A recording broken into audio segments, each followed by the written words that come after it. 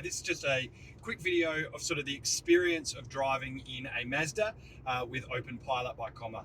So I'm sitting in a Mazda CX-9 2022 edition, and we're traveling along the M1, essentially heading south from the Gold Coast in Australia. So on the left-hand side of the road here in Australia. So what I've got is the Comma 3, and the Comma 3 is controlling our lane keep, so keeping me in the middle of the lane. So essentially on this drive, I can drive mostly hands off.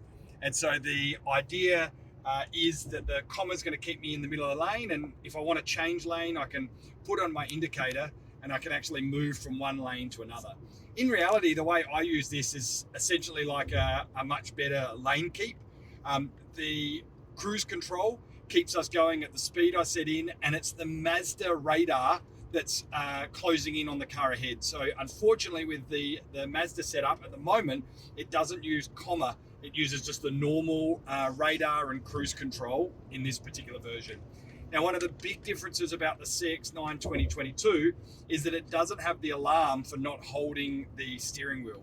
So I've also got a 2019 CX-5, and that experience is really, really similar, except I've got to have a weight on the steering wheel to trick it into thinking that I've got my hands on the steering wheel. So it just moved to 100 to 110 section. And so all I do is push up and down on the cruise control, and that's allowing the cruise control now to take me up to about 108 in this 110 zone. So the steering controls itself to us keep roughly in the center. I do find that in the left-hand lane, the car sits slightly too far to the left. However, it improves every version that comes out and feels more comfortable, and you can sort of edit through. So the other thing about the CX-9 2022 is it's got a bit more turning capacity. So the amount of sharpness that the corner can be before it comes up with a message to tell you that you need to take control. So if we've just got it there, if the corner is too tight, it'll come up and say take control on the OpenPilot. On the CX-5, have to do that a fair bit. In the CX-9, it's pretty rare. You saw that warning just come up there, but most of the drive is hands off. And what I find even in the CX-5 is that you sort of naturally grab the wheel or have a hand on the wheel a fair bit of the time.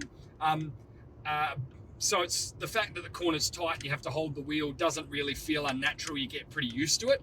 The only disadvantage is that you've got to have that weight on, and so it's much nicer to just have a normal steering wheel. We've just come on a drive. We're about 5,000 kilometers or so into a holiday drive. And the big thing that I notice in having OpenPilot is it's just a lot less fatigue. You're still concentrating because the Mazda radar and OpenPilot don't pick up, a kangaroo jumping in front of you, even a car doing something really strange. So you're still concentrating, but you're not concentrating on keeping the car in the middle of the road as the camber goes different ways.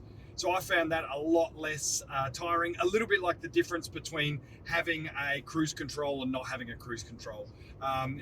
So that's my experience, and as you can see, the car's doing pretty well at keeping in the middle of the lane. And one of the things about OpenPilot is it's not just keeping you in the middle of the lane, it's actually trying to find where a normal driver would position themselves around the corner. And that's a lot better than it used to be, and it's really quite natural for most corners.